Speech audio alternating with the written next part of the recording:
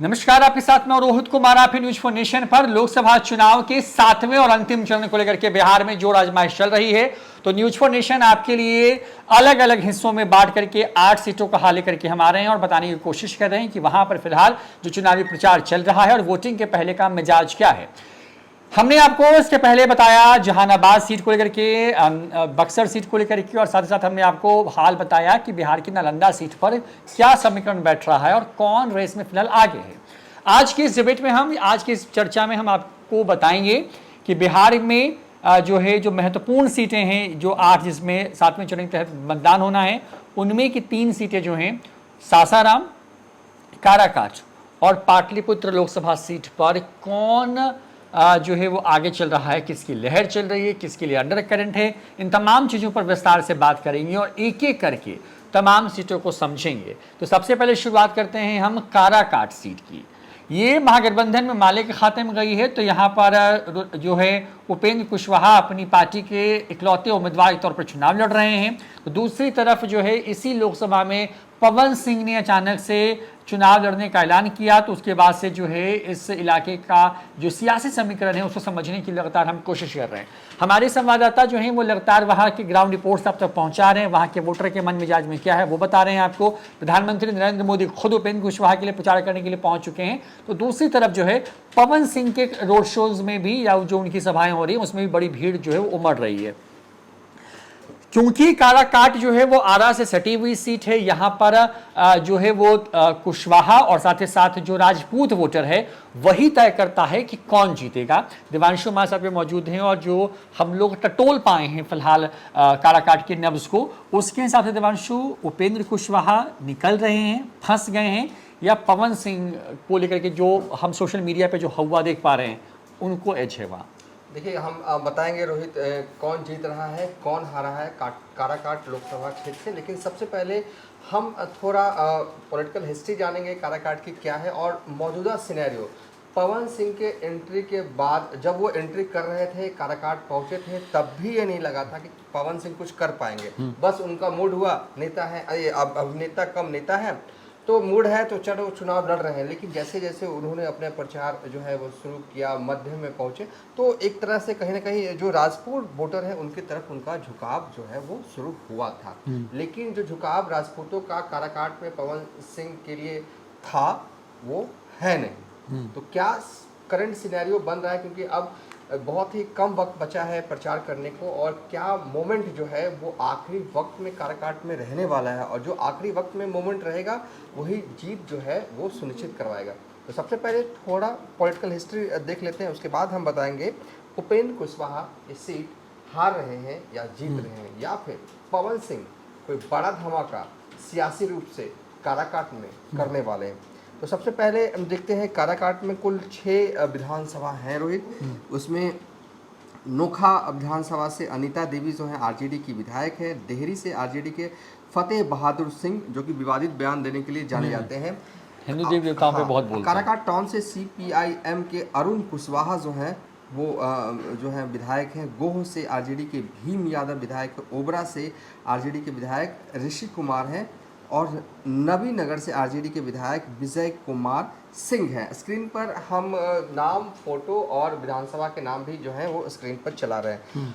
अब यहाँ पर ध्यान दें तो एनडीए का एक भी विधायक जो है वो काराकाट में नहीं है। अगर 2020 विधानसभा चुनाव के नतीजे के हिसाब से देखें तो काराकाट लोकसभा क्षेत्र में 6 विधानसभा हैं और 6 में जो है वो महागठबंधन के विधायक है। इस लिहाज से जो है वो स्ट्रॉन्ग जोन में है महागठबंधन वाले।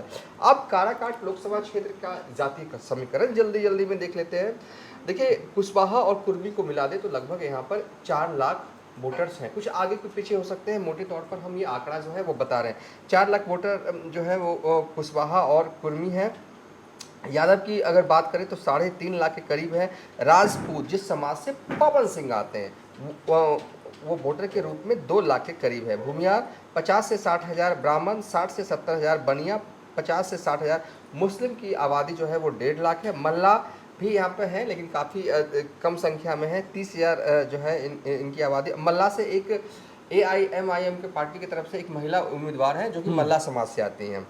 पासवान 60 से 70 हज़ार के करीब है, रविदास 60 से 70 हज़ार के करीब है। तो ऐसे भी काराकाट लोकसभा क्षेत्र जो है वो कहा जाता है कि वो कुशवाहा बहुल क्षेत्र है। यहाँ से उपेंद्र कुशवाहा पहले सांसद भी रह चुके थे साल 2014 में। 2019 में जेडीयू के उम्मीदवार महाबली सिंह से वो चुनाव हार गए थे। 2019 के भी चलिए नतीजे जो है वो ग्राफिक्स के जरिए हम चला देते हैं। 2019 में महाबली सिंह जेडीयू के उम्मीदवार थे, उपेंद्र कुशवाहा जो है वो महागठबंधन की तरफ से उम्मीदवार थे। ठीक है, 2019 एक तरह से आंधी तूफान एनडीए का चल रहा था बिहार में।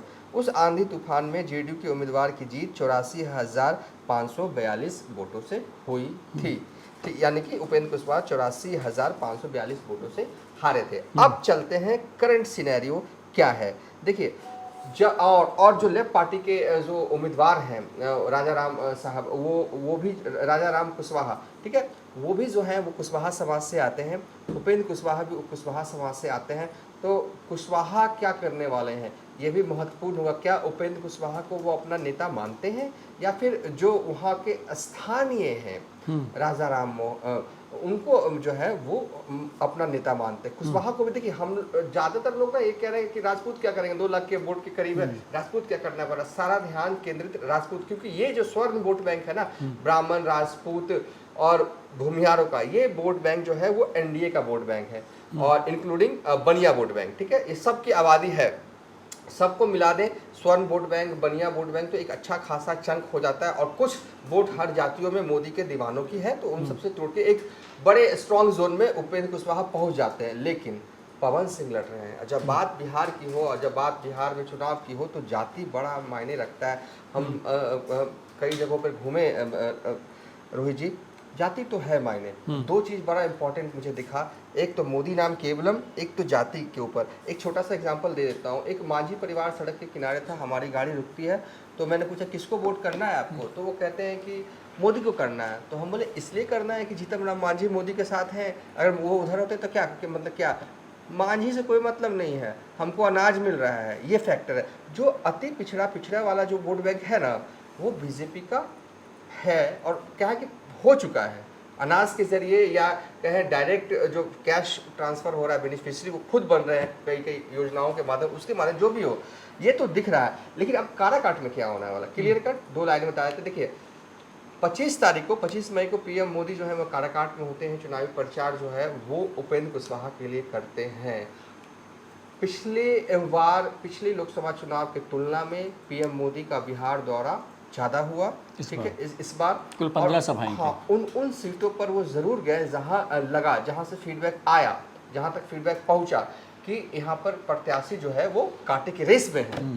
वो मतलब कि बीजेपी वाले रेस चाहते ही नहीं है, कांटे की टक्कर की लड़ाई क्यों होने देना, तो फॉरेन शेड्यूल लग जाता है पीएम मोदी का। ऐसा जो देखने को, जो अब तक हमें मिला है, कोई आधिकारिक कोई जानकारी नहीं है, लेकिन हाँ ये पैटर्न हम लोग को देखने को मिला। और उससे पहले पीएम मोदी के दौरे से पहले लेटर जारी हो जाता है बीजेपी की तरफ से कि पवन सिंह जो है वो अब सदस्य नहीं है बीजेपी के। पहले क्या हुआ था, एक बड़ा बट और वहाँ के राजपूत मतदाताओं में कंफ्यूजन की स्थिति थी कि पवन सिंह तो ठीक है, अगर जीतते भी तो क्या दिक्कत है, बीजेपी के साथ हो लेंगे, बीजेपी के सपोर्ट में है तो कोई नुकसान तो है नहीं, पार्टी से जुड़े हुए हैं। एक कंफ्यूजन वाली स्थिति काराकाट में थी। और कहीं ना कहीं इसको हवा जो है वो पवन सिंह के चाहने वालों की तरफ से बहुत भरपूर दिया गया। तब तक राजपूत पूरी तरीके से ऐसा लग रहा था कि धीरे धीरे एकजुट हो रहे हैं पवन सिंह के लिए। 2 लाख का चंक है राजपूत वोट बैंक का, हो सकता है इससे कुछ ज़्यादा भी हो, कम तो नहीं है, ठीक है। तो ये वोट बैंक, सबसे मजबूत वोट बैंक एनडीए का, टूटकर पवन सिंह के खेमे में चला जा रहा था। उनको बीजेपी के सक्रिय प्राथमिक सदस्यता से जो है वो निष्कासित किया गया। उसके बाद पीएम मोदी के आने के बाद हवा का रुख जो है घूमना शुरू हुआ। और अभी भी हवा का रुख किस साइड है, क्या जो लेफ्ट पार्टी के उम्मीदवार है उसके साइड है, या उपेंद्र कुशवाहा के साइड है, या पवन सिंह के साइड भी अब यहाँ से हवा कहाँ जाएगा? क्योंकि ये चुनाव जो है वो 3 कोनों का चुनाव हो रहा है। एक तरफ 3 उम्मीदवार हैं इस लोकसभा क्षेत्र में, ये हवा यहाँ से कहाँ जाएगा? अभी तो देखिए एक चीज़ तो लग रहा है, क्लियर है कि पवन सिंह का जो बेस पॉइंट था राजपूत, वो अब धीरे धीरे ही सही, अभी तो चुनाव प्रचार खत्म होने में वक्त है, चुनाव 1 तारीख को होने हैं, भले प्रचार खत्म हो जाए लेकिन मैसेज कन्वे वो रात तक चलता ही रहता है। धीरे ही सही राजपूत वोट बैंक जो है ना वो धीरे धीरे जो है एनडीए के खेमे में आता हुआ दिख रहा है। और ये फीडबैक जो है हमें वहाँ के स्थानीय पत्रकार, बुद्धिजीवी वर्ग और कई लोगों की बातचीत के आधार पर जो लब्बो लुबाब हमारे पास पहुँचा है उसके आधार पर हम ये बता रहे हैं कि राजपूत वोट बैंक धीरे धीरे जो है वो एनडीए खेमे में आ रहा है, यानी कि उपेंद्र कुशवाहा के खेमे में आ रहा है। अब देखिए कि क्या होगा, क्या करेंगे कुशवाहा समाज के लोग। कुशवाहा समाज के लोग टूटेंगे बिल्कुल, क्योंकि एक तो लेफ्ट पार्टी के जो राजा राम कुशवाहा जो उम्मीदवार हैं वो स्थानीय हैं, वो भी कुशवाहा समाज से आते हैं और लंबे वक्त से सियासत करते रहे और ज़मीनी पकड़ है। ठीक है, टूटेंगे जाहिर तौर पर। ऐसा नहीं कह सकते कि अगर 100 वोटर हैं तो 100 के 100 जो है वो उपेंद्र कुशवाहा को कुशवाहा का वोट मिलने जा रहा है, ये भी नहीं टूटेंगे। लेकिन कहते हैं ना कि उपेंद्र कुशवाहा के साथ कई और चीज़ें फैक्टर जो है उनके लिए काम कर रही है। हालांकि ये सब फैक्टर हर उम्मीदवारों के लिए काम कर रही है जो भी एनडीए के उम्मीदवार हैं। मोदी नाम केवलम है, पिछड़ा है, अति पिछड़ा है, वो सब का जो वोट बैंक है, बढ़िया वोट बैंक है, ये नहीं टूटे जा रहा। तो कई प्लस पॉइंट है यहाँ पर। उसके हिसाब से अभी भी जो है कांटे की लड़ाई होनी है काराकाट में। पिछली बार भी देखा गया जब एनडीए का आंधी तूफान था तब तो कुछ नहीं था ना, तब तो सीधे एक तरफ महाबली जी सिंह थे तो दूसरी तरफ उपेंद्र कुशवाहा थे। तब 84,000 वोट से ही जीत पाया था एनडीए। इस बार जो भी हो, किसी के भी नतीजे के पक्ष में जाए, दो लोगों के पक्ष में जाएगा, या तो उपेंद्र कुशवाहा या तो राजा राम। ठीक है, किसी की भी जीत हो, लेकिन कांटे की लड़ाई, भरपूर लड़ाई जो है वो काराकाट में जो है वो होने जा रहा है, जो यहाँ से अभी से दिख रहा है। एक और वीडियो जब चुनाव होंगे तब हम बनाएंगे, तब डिटेल में जो हमारे पास फीडबैक आएगा कि लोगों ने किसको किसको वोट दिया, जो हमारे पास फीडबैक है उसके आधार पर एक और वीडियो बनाएंगे रोहित। लेकिन फिलहाल आज की तारीख, आज के हिसाब से कांटे की लड़ाई काराकाट में होने जा रही है। तो चलिए, काराकाट में कांटे की लड़ाई है। पिछला बार जब चुनाव हुआ था 2019 में, तब ये सीट जदयू के महाबली सिंह ने उपेंद्र कुशवाहा से करीब करीब 84,542 वोटों से जीत ली थी। कुल जो वहाँ पे वोट हुए थे वो करीब करीब 8.5 लाख के आसपास में थे। कुल मतदाता वहाँ पे करीब 19 लाख के आसपास में हैं। ऐसे में इस बार क्या उपेंद्र कुशवाहा की राहें आसान हैं या फिर पवन सिंह कुछ खेल कर रहे हैं, और कहाँ खड़े हैं वहाँ पर जो है राजा राम सिंह जो कि CPI-ML के प्रत्याशी हैं। इन तमाम चीज़ों पर विस्तार से हमने बात की और ऐसा लगता है कि उपेंद्र कुशवाहा फिलहाल उनको एक एज है वहाँ पे। उसकी बगल की सीट में आती है और वो सीट है सासाराम की। सासाराम सीट की बात इसलिए कर रहे हैं क्योंकि यहाँ पर बीजेपी ने जो कुछ चुनिंदा लोगों के टिकट काटे उसमें से सासाराम की सीट भी थी और छेदी पासवान वहाँ गए थे और उनका टिकट काट लिया गया, जो कि उस इलाके के बड़े कद्दावर नेता में माने जाते हैं। वहाँ पर लड़ाई जो है वो कांग्रेस के साथ उनकी है। सासाराम वो सीट है जहाँ से मीरा कुमार जो है वो चुनाव लड़ती रही हैं, टक्कर देती रही हैं। पिछला चुनाव जो था वो करीब करीब 1,61,000 के वोट के अंतर से जो है वो बीजेपी जीत गई थी। इस बार वहाँ पे क्या स्थिति है, इस पे बात करेंगे। देवांशु, सासाराम की स्थिति क्या है? बिल्कुल बगल का इलाका है और वहाँ पे क्या लग रहा है? सासाराम में क्या इस बार फिर से बीजेपी जो एंटी इनकम्बेंसी थी सांसद के खिलाफ, प्रत्याशी बदल के बीजेपी ने उसको ओवरकम कर दिया है, या वहाँ पर भी फाइट देख पा रहे हैं? सासाराम, चलिए बहुत देखिए, सासाराम में छेदी पासवान का टिकट कटा, उसके बाद नए उम्मीदवार शिवेश राम को जो है वो बीजेपी ने उम्मीदवार बनाया। बीजेपी की अपनी पॉलिसी है, अपना तरीका है काम करने का चुनाव में, वो खैर सब जग जाहिर है। कांग्रेस की तरफ से मनोज कुमार को उम्मीदवार बनाया गया है। ठीक है, सासाराम के बारे में हम बताएं, कौन जीत रहा है, कौन हार रहा है, किसकी जो है वो हसरत पूरी होने वाली, सब कुछ बताएंगे। बस 2-3 minute political history Sasaram Lok Sabha क्षेत्र की जान लीजिए। हम हर वीडियो में जब भी बात करते हैं डिटेल में किसी लोकसभा क्षेत्र का, तो ज़रूर उसके बारे में पूरी जानकारी, A to Z जानकारी जो है हम देते हैं। तो सासाराम सीट का जातीय समीकरण ये कहता है कि मुस्लिम जो है वो 25.58% हैं, स्वर्ण मतदाता जो है वो 22% है, यहाँ पर कुशवाहा वोटर 15% हैं और दलित वोट बैंक जो है यहाँ पर 20% है। और सासाराम सीट जो है वो SC रिजर्व सीट है। बिहार में कुल 6 सीट जो है वो SC रिजर्व सीट है। अगर इतिहास और पहले का चले तो ये सीट पर जो है ये सीट मानी जाती थी बाबू जगजीवन राम की, यानी कि लोकसभा के पूर्व स्पीकर मीरा कुमार के पिताजी की। वो यहाँ से जो है आपको अगर हम बताएं कितनी दफ़ा सांसद रहे हैं, तो पहली दफ़ा 1962 में बाबू जगजीवन राम यहीं से सांसद बने, फिर 1967 में, 1971 में, 1977 में, 1980 में, 1984 में, 1989 में सांसद जो है वो इस सीट से बने, यानी कि कांग्रेस की बहुत ही मजबूत जो है वो ये सीट थी। उसके बाद एंट्री जो है 1989 में छेदी पासवान की होती है जनता दल के टिकट पर। 1989 में चुनाव जो है वो यहाँ से जीतते हैं। फिर 1991 में चुनाव होता है तो छेदी पासवान यहाँ से जीतते हैं, जिनका टिकट इस बार काटा गया। वो पहली दफ़ा सासाराम से 1989 में जो है वो सांसद बने थे, और 2014 और 2019 में भी सांसद जो है वो बने थे। ये जो है वो सांसदों की सूची हमने बताई मोटे तौर पर, ठीक है।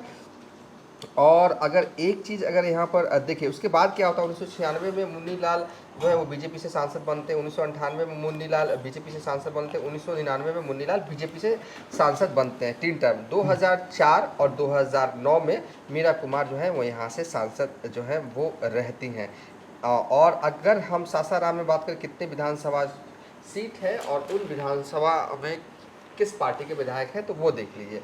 मोहनिया SC रिजर्व सीट है। संगीता कुमारी जब जीती थी तो RJD की थी, लेकिन जब बिहार में बहुमत साबित करने का वक्त आया तो ये पाला बदल लिया। पाला बदल लिया। तो कहने के लिए और ग्राफिक्स में लिखा हुआ है RJD, लेकिन अब वो काम NDA के लिए कर रही हैं। भभुआ से RJD के विधायक हैं भारत बिंद, और JDU से विधायक है जमा खान चैनपुर से, अभी मौजूदा वक्त में सरकार में मंत्री भी हैं। चेनारी से SC सीट है। मुरारी गौतम विधायक है, जब बने थे तो कांग्रेस के विधायक थे, लेकिन अब कांग्रेस के लिए उनका कोई रिश्ता है नहीं, NDA के लिए काम कर रहे हैं। सासाराम में राजेश कुमार गुप्ता RJD के विधायक हैं और ये जो हैं RJD के विधायक हैं। और करगहर से संतोष कुमार मिश्रा, हाँ मिश्रा, BJP के विधायक हैं। इन 6 विधानसभा पे गौर करें, जब 2020 में चुनाव हुए थे तो NDA खाता भी अपना खोल नहीं पाई थी। हालांकि 2 विधायक इधर से उधर पाला बदल गए, वो बात अलग है, ठीक है। अब हमने सासाराम का जातीय समीकरण बता दिया, इस और विधानसभा वाइज बता दिया कितने जो हैं वो विधायक जो है वो NDA खेमे में है और महागठबंधन खेमे में। अब हम बताते हैं कि जीतेगा कौन। शिवेश राम जीतेंगे ऐसे तो मौजूदा वक्त में, कभी ये कांग्रेस का गढ़ हुआ करती थी, लेकिन मौजूदा वक्त में आप ये कह सकते हैं कि ये सीट बीजेपी की मजबूत सीट जो है वो है। तो क्या मनोज राम जिन्हें कांग्रेस ने उम्मीदवार बनाया वो टक्कर दे पाएंगे? देखिए, मनोज राम के फेवर में ये बात जाती है कि मनोज राम जमीनी स्तर पर वहाँ पर लगातार काम करते रहे हैं, ठीक है, काम करते रहे। लेकिन फिर भी अगर मुझसे कोई पूछे कि सासाराम में कोई बड़ा टर्नआउट हो सकता है, कोई बड़ा मूव हो सकता है, कोई बड़ी हलचल हो सकती है, तो मुझे यहाँ से तो अभी तक तो ऐसा कुछ नहीं लग रहा। जो भी जानकारी हमारे पास अब तक आ रही है कि बीजेपी के शिवेश राम को अभी भी यहाँ पर एज जो है वो दिख रहा है। तो चलिए अब इसके आगे बढ़ते हैं और बात करते हैं उस सीट की जहां से तेजस्वी यादव की बड़ी बहन मीसा भारती चुनाव लड़ रही हैं। उनके खिलाफ लालू यादव के एक जमाने में बेहद करीबी लोगों में शुमार रामकृपाल यादव चुनाव लड़ रहे हैं। पिछले बार रामकृपाल यादव ने पाटलिपुत्र सीट पर जीत हासिल की, उसके पहले 14 में वो जीत करके आए। 2 बार से लगातार रामकृपाल यादव जो है इस सीट पर अपनी जीत हासिल कर रहे हैं और दोनों बार जो है मीसा भारती को यहाँ से एक तरीके से कहें कि मुंह की खानी पड़ रही है। इस बार कुछ अलग स्थिति है। वही स्थिति क्या तो समझने की कोशिश करेंगे। बता दें कि करीब यहाँ पे 16.5 लाख करीब में यहाँ पे वोटर हैं। पिछला जो चुनाव का जो रिजल्ट था उसमें रामकृपाल यादव को 5,09,557 वोट आए थे, जबकि मीसा भारती को 4,70,000 वोट आए थे। जीत-हार का अंतर जो था वो करीब 39,321 वोटों का था। और रामकृपाल यादव की सीट, मुझे याद है वो वक्त जब चुनाव की काउंटिंग हो रही थी पटना के एन कॉलेज में, और दोपहर का लगभग वक्त था, 12 करीब बजे थे देवांशु, और शायद आप वहाँ से रिपोर्ट कर रहे थे उस 19 के चुनाव में। और ऐसा हुआ था कि रामकृपाल यादव वहाँ से चले गए, तो फ़ोन बंद हो गया था उनका। और ये खबर आ रही थी कि रामकृपाल चुनाव हार गए वहाँ पे, और अचानक से वो जिन निकला और रामकृपाल यादव चुनाव जीत गए। और ये किसी को अंदेशा नहीं था, क्योंकि शुरुआत से मीसा भारती की बढ़त थी वहाँ पे, और अचानक से रामकृपाल यादव जो है 9,000 वोट से, मुझे याद है शायद कि शुरुआत में वो पिछड़े थे। और अचानक से जब शहरी इलाकों के EVM खुलना शुरू हुए, जिसमें वो इलाके हैं जहाँ पे सवर्ण वोटर बड़ी संख्या में हैं, उस इलाके का जब EVM खुलना शुरू हुआ तो जो है रामकृपाल यादव करीब 40,000 वोट से चुनाव जीते। और बिहार में जीती गई तमाम सीटों में सबसे लोएस्ट रैंक वाली टॉप 5 सीट में जो है रामकृपाल यादव की भी सीट थी। राहुल गांधी प्रचार करके जा चुके हैं मीसा भारती के लिए। तेजस्वी यादव वहाँ से प्रचार कर रहे हैं। पटना शहर का एक बड़ा हिस्सा जो है इस सीट के अंदर आता है। पाटलिपुत्र में रंजन यादव, क्योंकि जो कभी सांसद थे वो अब लालू के साथ हो गए हैं, क्या सब कुछ बदल गया वहाँ पे? रामकृपाल को कहाँ आंक रहे हैं और मीसा भारती कहाँ हैं? देखिए कौन जीत रहा है, क्या रामकृपाल जो है वो यहाँ से हैट्रिक मार पाएंगे या नहीं पाएंगे, क्योंकि आरजेडी वाले जो हैं वो नए अवतार में इस सीट पर दिख रहे हैं और ये साल 2019 का तो कतई नहीं लग रहा। हर लोकसभा क्षेत्र वाइज देखिए तो अच्छी फाइट जो है वो देने में तेजस्वी यादव कामयाब हुए, इससे भी कोई इनकार नहीं किया जा सकता। जब नतीजे आएंगे तो पता चलेगा, जहाँ पर कांटे की लड़ाई है उसमें से एनडीए कौन जीतता है और कितनी सीटें जीतती है और महागठबंधन कितनी सीटें जीतती है। बहरहाल हम आपको विस्तार से बता देंगे कि पाटलिपुत्रा में जीत कौन रहा है, लेकिन थोड़ा पॉलिटिकल हिस्ट्री। पाटलिपुत्रा लोकसभा क्षेत्र में रोहित 6 विधानसभा क्षेत्र आते हैं, जिसमें कि दानापुर है और दानापुर से रीतलाल यादव फायर ब्रांड नेता आरजेडी के हैं और मनेर से भाई वीरेंद्र, ये भी फायर ब्रांड नेता जो है आरजेडी के हैं। ताकत है तेजस्वी यादव की दोनों नेता। फुलवारी एससी सीट है, रिजर्व सीट है, यहाँ पर CPIML के विधायक जो हैं गोपाल रविदास जो हैं वो चुनावी मैदान में हैं। और मसौरी से ये भी एससी सीट है, रेखा देवी जो हैं वो विधायक हैं। पालीगंज से संदीप सौरभ CPIML के विधायक हैं, वही संदीप सौरभ जो कि नालंदा में चुनाव लड़ रहे हैं लोकसभा का। विक्रम से सिद्धार्थ सौरभ जीते थे तो तब कांग्रेस में थे, लेकिन अब वो आ गए हैं जदयू की तरफ। हाँ, अब इधर एनडीए के लिए काम जो है इस वक्त कर रहे हैं।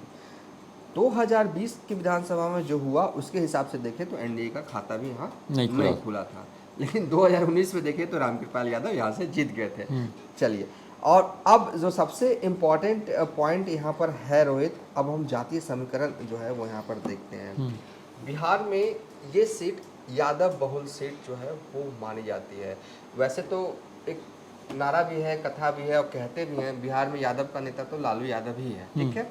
लेकिन जहाँ पर जिस लोकसभा क्षेत्र में यादव सबसे ज़्यादा है उस लोकसभा सीट में कभी आरजेडी जीती ही नहीं और लालू यादव खुद चुनाव हारे हैं, अब ये क्या है आप देखिए, ये सब है, लेकिन जो है अब सट अपनी कठोरता के साथ खड़ा है। और वही रंजन यादव चुनाव उनको हरवा चुके हैं, जो कि अब फिर से इनके साथ आ गए हैं जदयू के टिकट से। ठीक है, वो कहिएगा कि देखिए रंजन यादव आ गए हैं, कहने वाले कहेंगे मीसा भारती की ताकत बहुत बड़ी होगी, कहीं ना ताकत में इजाफा हो गया। वही रंजन यादव 2014 में चुनाव लड़ते हैं तो अगर उस 2014 वाला आंकड़ा पे जाएगी तो देखिएगा ना, तो रंजन यादव जेडीयू के टिकट से 2014 का लोकसभा का चुनाव लड़ते हैं और वोट उनको ज़्यादा आता नहीं है, 300 नंबर पे रहते हैं। हाँ, 97,228 वोट आता है जेडीयू के टिकट पर।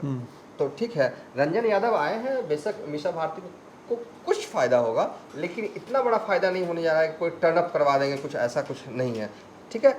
अब जातीय समीकरण पे हम शुरू कर रहे थे, तो ये किस्सा कि लालू यादव के नेता हैं, लेकिन फिर भी यादव बहुल सीट है पाटलिपुत्रा, यहाँ से कभी आरजेडी जीती नहीं है। लालू यादव भी जो है वो यहाँ चुनाव आ रहा है। यादव जो है यहाँ पर 6 लाख के करीब हैं, भूमियार 3 लाख के करीब है, कुर्मी भी यहाँ पे है रोहित, क्योंकि ये पटना के टाउन के इलाका है। और जब बिहार में पलायन का दौर शुरू हुआ था, गाँवों से लोग शहर आ रहे थे, तो कुर्मी भी लोग जो है वो बहुत आए थे। भूमियार करीब यहाँ हमने बताया 3 लाख है, ब्राह्मण भी 3 लाख के करीब है, मुस्लिम भी यहाँ फुलवारी से भी पूरा जो बेल्ट है ना वो करीब 1.5 लाख कवर करता है मुस्लिम का, और ग्रामीण इलाकों में भी है। तो ये मोटे तौर पर हमने आंकड़ा दिखाया, ठीक है। अगर समीकरण के हिसाब से देखें तो सारे समीकरण जातीय समीकरण वाला बैस भी है, मतलब क्योंकि पटना टाउन शायद और भी कम मात्रा में सभी वोटर्स हैं यहाँ पे, ठीक है। अगर जातीय समीकरण के हिसाब से देखें तो बहुत ही मुफीद बैठता है ये सीट आरजेडी के लिए, लेकिन रामकृपाल यादव की इस मायने में तारीफ करनी चाहिए कि वो जीत जाते हैं, ठीक है। और एक और चीज़ कि जो भी यहाँ जब से ये परिसीमन के बाद ये सीट बनी है 2009, 2014, 2019 3 चुनाव हो चुके, तीनों चुनाव में जीतने वाले कम हाई मार्जिन से कभी कोई जीत ही नहीं पाया है। 50,000 48,000 लास्ट टाइम जीते थे, वो हाईएस्ट था। हाँ, वही कह रहा हूँ, सबसे हाईएस्ट मार्जिन। और जब लालू यादव हारे थे तो उस समय मुझे लगता है कि 25,000 वोटों से जो है वो 24-25,000 वोटों से जो है वो लालू जब चुनाव हारे थे तो उस वक्त 23,541 वोट। तो हाई मार्जिन से यहाँ पर कोई उम्मीदवार जीतता नहीं, क्योंकि नेक टू नेक फाइट होती है। और दोनों रामकृपाल यादव भी यादव है और मीसा भारती भी यादव है। इस बार क्या होगा, क्या कोई नया खेल होगा, वन साइडेड गेम होने जा रहा है? तो बिल्कुल नहीं, वन साइडेड गेम यहाँ पर तो होने ही नहीं जा रहा है। और रामकृपाल यादव उनकी खासियत क्या है और काबिलियत क्या, काम तो वो करते ही हैं, उसमें तो कोई सब जानता है, उसके लिए ज़्यादा बताने की होती है।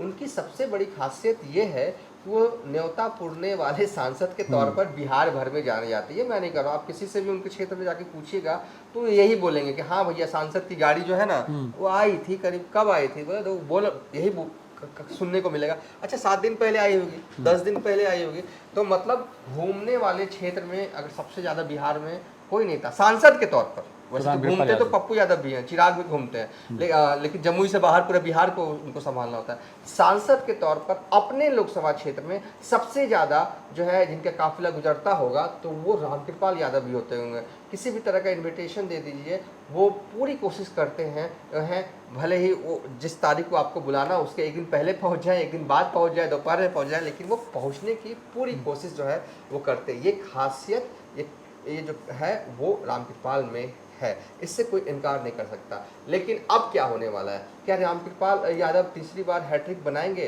तो अगर कोई कहे कि जवाब क्या होगा, तो अभी के हिसाब से ये सीट जो है ना वो कांटे की लड़ाई यहाँ पर होगी रोहित।